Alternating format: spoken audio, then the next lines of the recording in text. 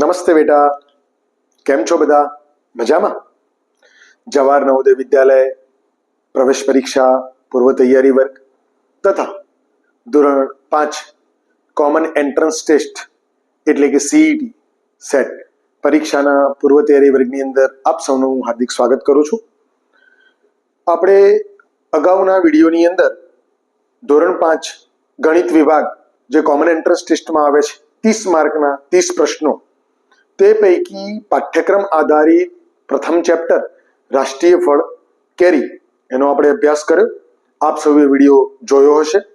કદાચ કોઈએ બાકી હોય તો પ્લે લિસ્ટમાં જઈ અગાઉના વિડીયો પણ તમે જોઈ શકો છો. બરાબર. આજે આપણે ધોરણ 5 ગણિત વિભાગ જેના 30 પ્રશ્નો પૂછાય છે, 30 માર્કના પૂછાય છે, એટલે કે કોમન એન્ટ્રન્સ ટેસ્ટની અંદર 25% વેઇટેજ, ચોથો ભાગ જે ગણિત વિભાગ છે, ચોથા ભાગ એટલે કે પા ભાગનું જેનું વેઇટેજ છે, મહત્વ છે, એવા પાઠ્યક્રમ આધારિત આપણે બીજું ચેપ્ટર આકાર અને ખૂણા એનો અભ્યાસ કરીશું. અહીં આપણે જે અભ્યાસ કરીશું આકાર અને ખૂણાનો, એનો પાઠ્યક્રમ આધારિત તો અભ્યાસ કરીશું, પરંતુ સાથે સાથે કેટલોક વધુ અભ્યાસ પણ કરીશું, જેથી જવાહર નવોદય વિદ્યાલય પ્રવેશ પરીક્ષા અને કોમન એન્ટ્રન્સ ટેસ્ટની અંદર જો પ્રશ્ન પૂછાય તો આપણે સરળતાથી જવાબ આપી શકીએ. આકાર અને ખૂણા જ્યારે આપણે અભ્યાસ કરી રહ્યા છીએ ત્યારે સૌથી પહેલા આકાર શબ્દને સમજવો જરૂરી છે. આકાર એટલે કોઈ પણ આકાર, જેને આપણે બાલવાટિકાથી શરૂઆત કરીએ છીએ. આપણે સામાન્ય રીતે વ્યવહારિક ભાષામાં કહીએ છીએ આ ગોળ છે, આ ચોરસ છે, આ લંબચોરસ છે, આ સીધું છે, આ વળાંકવાળું છે. આવા અનિયમિત આકારો અથવા નિયમિત આકારો વિશે આપણે રોજબરોજના જીવનમાં વ્યવહારિક રીતે જાણતા હોઈએ છીએ. તે જ રીતે ખૂણો શબ્દ, ઘરની અંદરથી આપણે કહીએ છીએ કે પેલી વસ્તુ ક્યાં પડી છે, તો કહીએ આપણે પેલા ખૂણામાં પડી છે, પેલા રૂમના ખૂણામાં પડી છે, ખૂણામાં ઊભી કરેલી છે, હું ખૂણામાં ઊભો છું. આ ખૂણો શબ્દ શું? આકાર અને ખૂણો. તો આકાર એટલે ચોક્કસ પ્રકારની બંધ આકૃતિનો અહીંયા આપણે અભ્યાસ કરવાનો છે. અહીંયા જે અભ્યાસ કરવાનો છે એ બંધ આકૃતિ સાથે સાથે ખુલ્લી આકૃતિ, કોઈ પણ આકાર હોઈ શકે. દાખલા તરીકે એબીસીડી ની અંદર એ પણ આકાર છે અને એબીસીડી નો એસ એ પણ આકાર છે. હવે ખૂણાની વાત, તો દરેક વસ્તુની અંદર, દરેક આકારની અંદર ખૂણો હોય છે, પરંતુ ગોળ હશે એમાં ક્યાંય ખૂણો હશે નહીં. તો ખૂણા વિશે પણ અભ્યાસ કરવાનો છે. તો સૌથી પહેલા કેટલીક મહત્વની ખૂણા વિશેની બાબતો જે છે એ આપણે જાણીશું. અહીં ખૂણાના પ્રકારની વાત કરેલી છે. તો સૌથી પહેલો પ્રકાર કે જેને આપણે ધોરણ 5 ની અંદર અભ્યાસ કરવાનો છે, કાટકોણ. કાટકોણ એટલે શું? તો કાટકોણનો મતલબ કે જે ખૂણાનું માપ 90 અંશ હોય તેવા ખૂણાને કાટકોણ કહે છે. તો આ અંશ માપવાનો કેવી રીતે? તો આપણે આપણી કંપાસ પેટીની અંદર એક અર્ધવર્તુળ પ્લાસ્ટિકનું, જેને કોણ માપક કહેવાય છે, જેના ઉપર 0 અંશથી 180 અંશ એ રીતનું, અહીંયા હું તમને દોરીને સમજાવું છું, આવું એક કોણ માપક આપેલું હોય છે. અહીંયા 90 અંશ હોય છે, અહીંયા 0 અંશ હોય છે અને આ બાજુ 180 અંશ હોય છે. ડાબી બાજુ જ 180 અંશ હોય એવું જરૂરી નથી. અહીં પણ 180 અંશ, એટલે કોઈ પણ રીતે માપી શકાય. આ બાજુ પણ 180 અંશ હોય અને આ બાજુ પણ 0 અંશથી શરૂઆત કરી શકાય, પરંતુ વચ્ચે 90 અંશ હોય એ ચોક્કસ છે. ઓકે. તો આવા કોણ માપકથી ખૂણાનું માપન થઈ શકે, જેનો આપણે અભ્યાસ કરીશું. સાથે સાથે કોણ માપક, હવે પહેલા પ્રકાર જાણવાના છે, એટલે કે કોણ માપક જે ખૂણાનું માપ 90 અંશ હોય તેવા ખૂણાને કોણ માપક કહે છે. કોણ માપક એટલે કે કાટખૂણો, જેને કાટખૂણો પણ કહે છે. કોણ માપકથી આપણે માપી શકીએ, પણ એવા 80 અંશના ખૂણાને શું કહે છે? તો કાટકોણ કહે છે. એને કાટકોણની જગ્યાએ કાટખૂણો પણ શબ્દ વપરાતો હોય છે, એટલે કે ખૂણો શબ્દ વાપરો તો પણ સાચો છે, પરંતુ અભ્યાસક્રમમાં કાટકોણ લખેલો છે એટલે આપણે કાટકોણ વિશે વાત કરીશું. તો કાટકોણની આકૃતિ આવી હશે, જેને ચોક્કસ એંગલની અંદર કહી શકીએ. અહીં તમે જોઈ શકો છો આપણું બોર્ડ. આ બોર્ડની અંદર જે આ ખૂણો છે, એક સીધો છે અને બીજો નીચે સીધો છે, એટલે કે એક ઉપર એક્સ ધરી અને વાય ધરી, એ રીતે કહીએ આગળ ભણીશું ત્યારે એ બંને વચ્ચે જે બનતો ખૂણો છે એ ખૂણાને કાટકોણ કહે છે, કાટખૂણો કહે છે. ઓકે, જેનું માપ 90 અંશ જ હોય, 90 અંશ જ હોય, એનાથી ના વધુ કે ના ઓછું. ઓકે, કોણ માપક એટલે શું એ પણ તમને થોડી સમજ આપી દઉં. તો તમે અહીંયા જોઈ શકો છો વિડીયોની અંદર કે આજે મેં કંપાસ પેટીની અંદરનું જે એક આપણું સાધન એને કોણ માપક કહે છે, જેનાથી આવો 90 અંશનો ખૂણો, એનાથી નાનો ખૂણો, એનાથી મોટો ખૂણો અને એકદમ સરળ, એટલે કે કોઈ પણ ખૂણો માપવો હોય તો સરળતાથી આમાં માપી શકાય અને એનું માપન કરી શકીએ છીએ. ઓકે, આગળ સમજીએ આપણે. નેક્સ્ટ, લઘુકોણ. જે ખૂણાનું માપ 0 અંશ કરતો વધુ હોય, બરાબર સમજજો, 0 અંશ નહીં હો, 0 અંશ નહીં, પણ 0 અંશ કરતો વધુ હોય. આ જે નીચેની લીટી ખરી ને એ 0 અંશ કહેવાય. દરેકની નીચેને આધાર, જેને કહેવાય આધાર, એને 0 અંશ કહી શકાય. અને 90 અંશ કરતો ઓછું હોય, એટલે કે જે આ ઉપર આપણે વાત કરી કાટખૂણાની અંદર કે 90 અંશ હોય એના કરતો ઓછું, એટલે કે એની 0 અંશ તરફ, 0 થી વધુ, એટલે કે 1 અંશથી 90 અંશ, જો 90 અંશ બની જાય તો કાટકોણ બની જાય. પરંતુ 89 અંશ હોય તો એને લઘુકોણ કહે છે. એટલે યાદ રાખજો, 1 અંશથી શરૂઆત કરી 89 અંશ સુધી હોય તો એને લઘુકોણ કહે છે. લઘુકોણ કહે છે. 0 અંશ ક્યાં હોય તો આપણે, મેં તમને વાત કરી એ પ્રમાણે તમે અહીંયા જોઈ શકો છો કે અહીં 0 અંશ છે, અહીં 90 અંશ છે, અહીં 180 અંશ છે. એ જ રીતે એની ઉપરની બાજુએ અહીંયા 0 અંશ છે, 90 અંશ છે અને અહીં આ બાજુ 180 અંશ છે. તો બંને બાજુ 0 અંશ હોય છે. પણ 0 અંશ એટલે શું, તો આગળ આપણે એ પણ એનો અભ્યાસ કરીશું, પરંતુ એ પહેલા આપણે મુખ્ય કોણોનો અભ્યાસ કરીશું. ત્યારબાદ ગુરુકોણ. ગુરુ એટલે એનું નામ છે મોટો. ગુરુ એટલે મોટો, જેમ લઘુ એટલે નાનો અને ગુરુ એટલે મોટો, એ જ રીતે જે ખૂણાનું માપ 90 અંશ કરતો વધુ હોય, બરાબર સમજો, 90 અંશ કરતો વધુ એટલે કે આ બાજુની તરફ, ડાબી બાજુ તરફ, જમણી બાજુ તરફ પણ હોઈ શકે. 0 અંશથી શરૂઆત કરીએ તો આગળ હું તમને શીખવીશ. 90 અંશ કરતો વધુ હોય અને 180 અંશ કરતો ઓછું. 180 અંશ નહીં, ક્યાં સુધી, તો એનો મતલબ એવું કે છે કે 91 અંશથી 179 અંશ સુધી હોય જે માપ, એને ગુરુકોણ કહે છે. ગુરુકોણ, ગુરુખૂણો એટલે કે કાટકોણ, લઘુકોણ અને ગુરુકોણ. એને ગુરુખૂણો પણ કહેવાય, મોટો ખૂણો, કાટકોણ કરતા મોટો ખૂણો, જેનો આકાર આ રીતે દર્શાવી શકાય.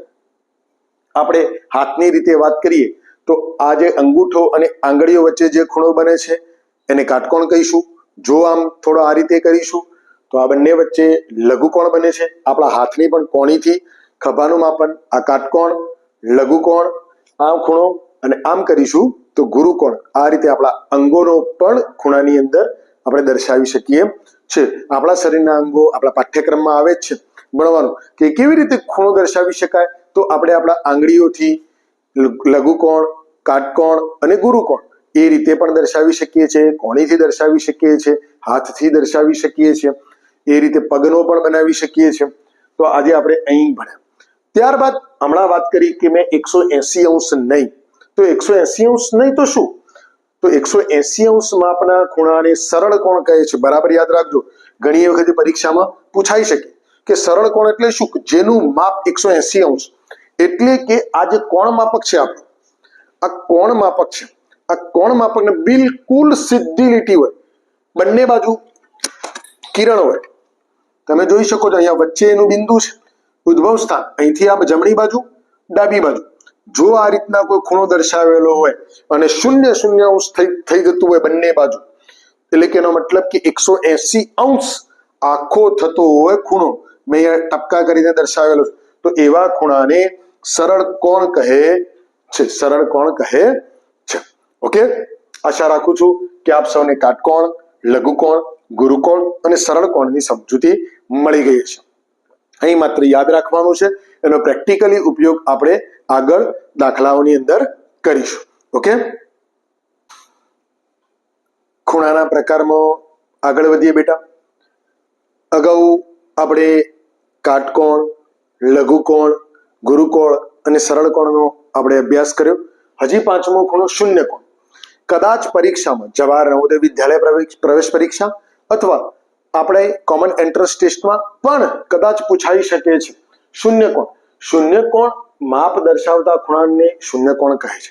પરંતુ શૂન્ય કોણ એટલે શું? તો સૌથી પહેલા આપણે સમજીએ કોણ માપકના આધારે, પછી સમજીએ.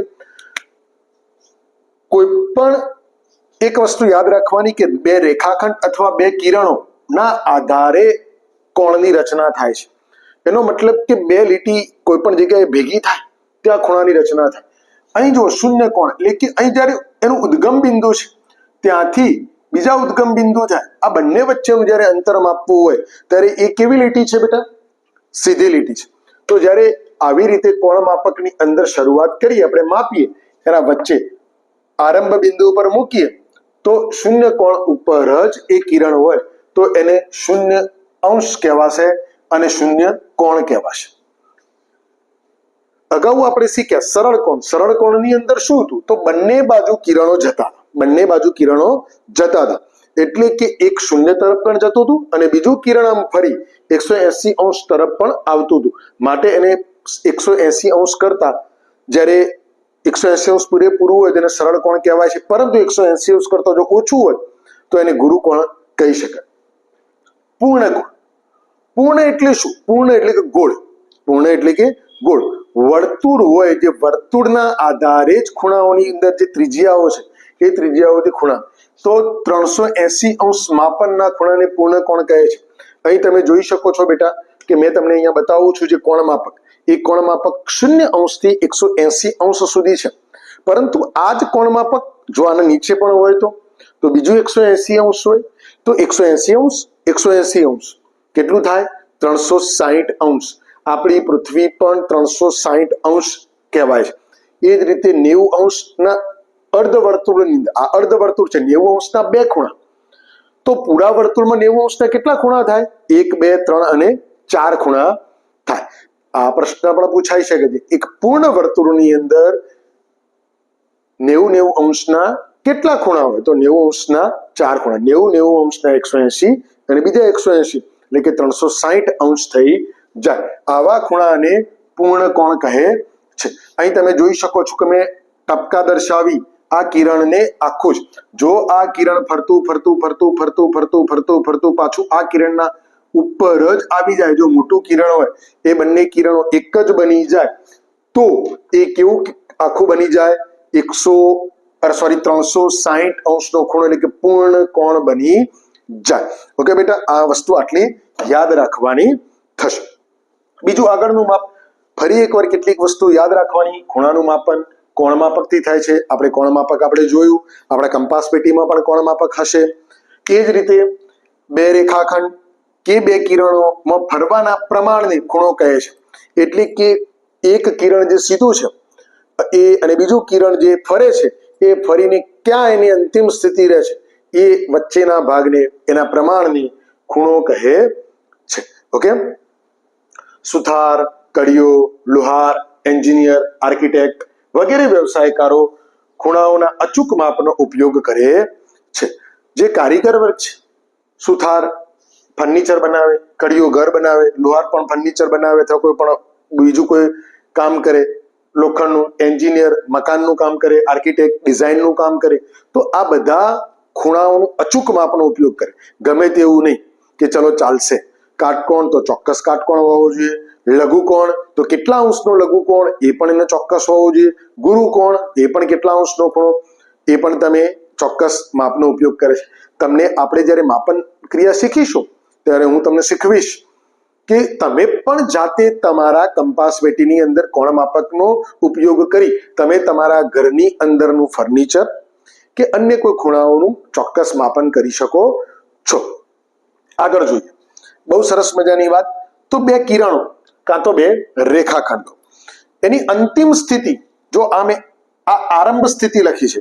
આરંભ સ્થિતિમાં બેટા શૂન્ય હોય, 0 અંશ. આરંભ સ્થિતિમાં શું છે? 0 અંશ.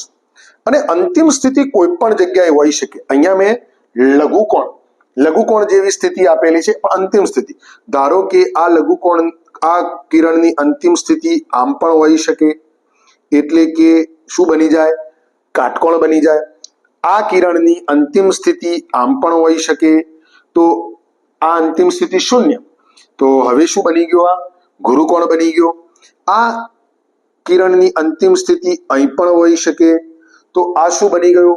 180 અંશનો ખૂણો, એટલે કે સરળ કોણ બની ગયો. બરાબર.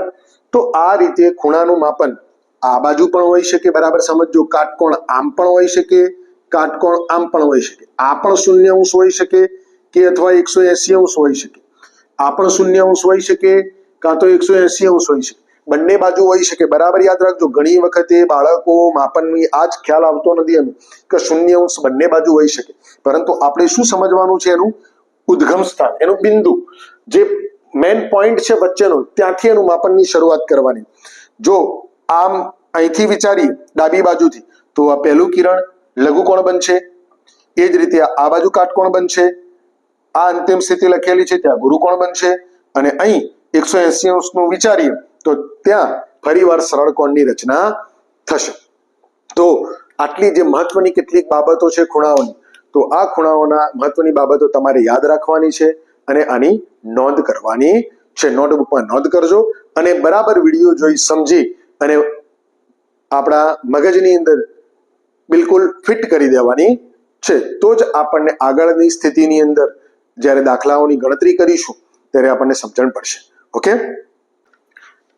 અહીં ખૂણા વિશે આપણે વાત કરી રહ્યા છીએ, તો ખૂણાને દોરવા પણ શીખવું પડશે આપણને, અને એનું માપન કરતા પણ શીખવું પડશે. તો આપણે શરૂઆત કરીએ ક્યાંક.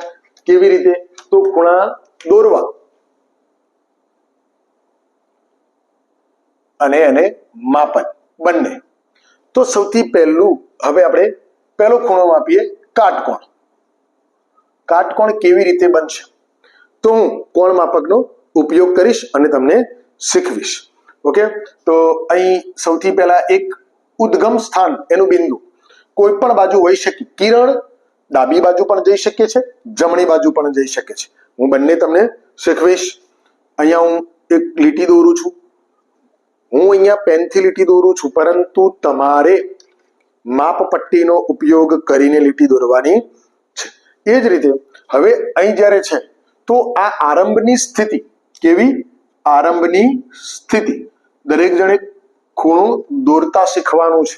પરીક્ષાની અંદર પણ આપણી પરીક્ષામાં પૂછાય છે. એટલે કે વાર્ષિક પરીક્ષા, જવાહર નવોદયની પરીક્ષા અને કોમન એન્ટ્રન્સ, આ ત્રણેય બાબતોને આપણે ધ્યાનમાં રાખીશું.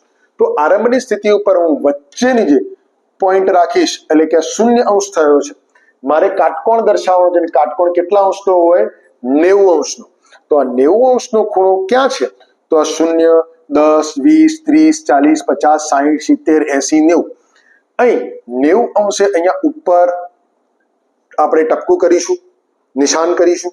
તમે જોઈ શકો છો 0 અંશથી 10 અંશ દરેકની અંદર 10-10 કાપા હશે, એટલે કે દરેકનો 1-1 અંશ હશે. ઘડિયાળની અંદર ઘડિયાળનો જે ગોળ ચંદો છે, એટલે કે 12 થી શરૂ કરી ફરીવાર 12 સુધી 360 અંશ એ પણ દર્શાવે છે. એ પણ તમે જોઈ. દરેક ખૂણો, દરેક કલાક 12 થી 1 તો 30 અંશનો. તમે એ પણ આગળ આપણે અભ્યાસ કરીશું, પરંતુ સૌથી પહેલા કાટકોણની વાત કરી દઈએ. તો એ ઊભી લીટી મેં દોરી, તો વચ્ચેનો જે ખૂણો થયો, આ કિરણ થયું, તો આ ખૂણો કેટલા અંશનો થયો? 90 અંશનો થયો, એટલે કે કાટકોણ થયો. આવો કાટકોણ આ બાજુ પણ હોઈ શકે. એટલે કે હું અહીંથી જો મારી લીટી હોય, તો અહીં જે આ બાજુ ખૂણો માપું તો પણ એનો 90 અંશનો થશે. આ રીતે માપું તો પણ 90 અંશનો ખૂણો થશે બેટા. એટલે તો મતલબ કે બંને બાજુ માપી શકાય. આવો ખૂણો આમ પણ હોઈ શકે, યાદ રાખજો. અહીં પણ આ રીતે પણ સ્થિતિ કોઈ આપી હોય તો ઉતાવળ કરી એવું નહીં સમજવાનું કે આ લઘુ કોણ છે કે આ ગુરુ કોણ છે અથવા આ કોઈ અન્ય ખૂણો છે. એનું માપન કરી આપણે એનું જોઈ શકીએ છીએ કે એનો પ્રકાર કયો છે. આ રીતની પણ સ્થિતિ હોય તો પણ યાદ રાખવાની. કોઈ પણ સ્થિતિમાં હોઈ શકે, પરંતુ એનો કયો પ્રકાર છે એના માપન કર્યા પછી જ આપણે નક્કી કરી શકીએ. ઓકે, તો આ થઈ કાટકોણની વાત. આશા રાખું છું કે કાટકોણમાં તમને સમજણ પડી ગઈ હશે. હવે આપણે લઘુકોણની વાત કરીએ.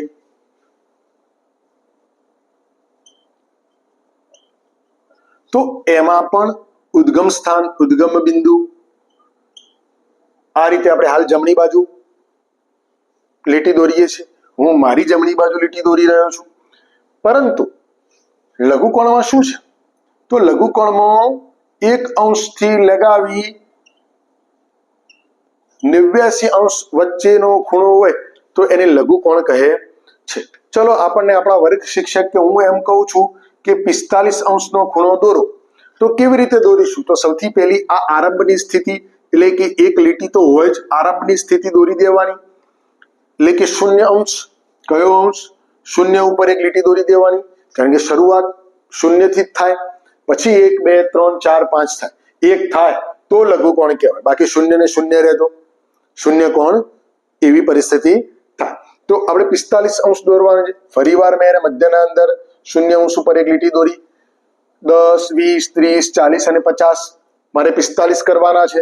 તો 40 અને 50 ની વચ્ચે હું અહીંયા નિશાન કરી દઉં છું અને આ બંને વચ્ચે એક કિરણ દોરી દઉં છું. તો આ જે કિરણ બન્યું, આ જે ખૂણો બન્યો એ 45 નો લઘુકોણ બન્યો. આ લઘુકોણ જે મેં અહીંયા દર્શાવ્યો છે તમને આ રીતે સ્થિતિમાં, એ આની વિરુદ્ધ દિશામાં, એટલે કે અહીં પણ હોઈ શકે, આવી રીતે પણ હોઈ શકે લઘુકોણ. યાદ રાખવાનું, આવી રીતે પણ લઘુકોણ હોઈ શકે. જો આરંભની સ્થિતિ અહીં હોય તો અહીં આ એની અંતિમ સ્થિતિ છે. કેવી છે? અંતિમ સ્થિતિ, અંતિમ બિંદુ. એ જ રીતે લઘુકોણ આમ પણ હોઈ શકે, આમ પણ હોઈ શકે, આમ પણ હોઈ શકે, એટલે કે નીચેની તરફ. તો એની સ્થિતિ કેવી છે એ આપણે યાદ રાખવાની. કોઈ પણ દિશામાં હોઈ શકે. એટલે એવું નહીં સમજવાનું કે ઘણા બાળકો જો આ રીતના સ્થિતિ હોય તો એને ગુરુકોણ સમજી લેતા હોય છે, પરંતુ આપણે આ આરંભની સ્થિતિ છે, આરંભની સ્થિતિ છે એ સમજી લેવાનું. આરંભની સ્થિતિ ક્યાં છે, પછી એની અંતિમની સ્થિતિ આપણે માપવાની છે. અને શેનાથી માપી શકાશે?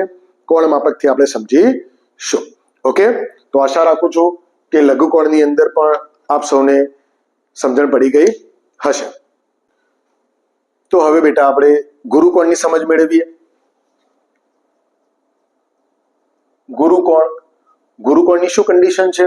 તો 90 નો હોય તો કાટકોણ, પણ 90 કરતા મોટું એટલે કે 91 થી 179 સુધી હોય તો એને ગુરુકોણ કહે છે. 180 થઈ જાય તો પાછો સરળ કોણ બની જાય. અહીં પણ આરંભનું બિંદુ એટલે કે આરંભની સ્થિતિ,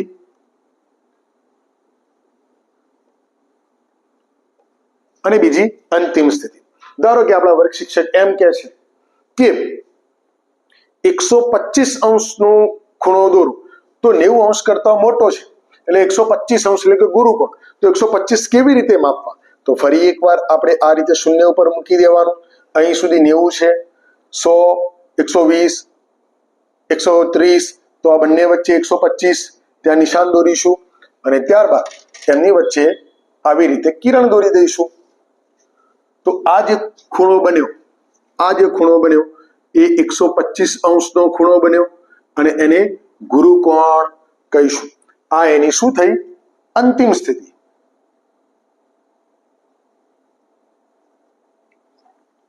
એટલે આરંભની સ્થિતિ અને અંતિમ સ્થિતિ, આ બંને સ્થિતિનો આપણને જો ખ્યાલ આવી જાય અને એનું માપન કરતા આવડે તો આપણે લઘુકોણ છે, ગુરુકોણ છે કે કાટકોણ છે એની સરળતાથી માહિતી આપણે મેળવી શકીએ છીએ. ઓકે, તો આશા રાખું છું કે ગુરુકોણની અંદર પણ આપ સૌને સમજણ પડી ગઈ છે. આજના વિડીયોની અંદર આપણે ખૂણાના પ્રકાર અને ખૂણાનું માપન અને ખૂણો કેવી રીતે બને છે એની સમજ મેળવી. કેવી રીતે આપણે ખૂણો દોરવો એ પણ આપણે સમજી ચૂક્યા. અને આ તમામ બાબતની નોંધ તમે તમારી નોટબુકમાં પકડ કરજો અને જુદા જુદા ખૂણા બનાવવાનો પ્રયત્ન કરજો. જુદા જુદા અંશના ખૂણા માપન કરવાનો પણ પ્રયત્ન કરજો. ઓકે, તો આશા રાખું છું કે આપ સર્વેને આજના વિડીયોમાં મજા આવી છે. તો વિડીયો કેવો લાગ્યો એ ચોક્કસ કોમેન્ટ બોક્સમાં જણાવજો. તમારા અન્ય મિત્રો જે હજી સુધી જોડાયા નથી એમને વિડીયો શેર કરી આપણા ગ્રુપ સાથે જોઈન કરજો અને તમે તમારી નોટબુકમાં આની અવશ્ય નોંધ કરજો. ફરીવાર વધુ અભ્યાસમાં આપણે આગળ મળીએ છીએ. ત્યાં સુધી રજા આપશો.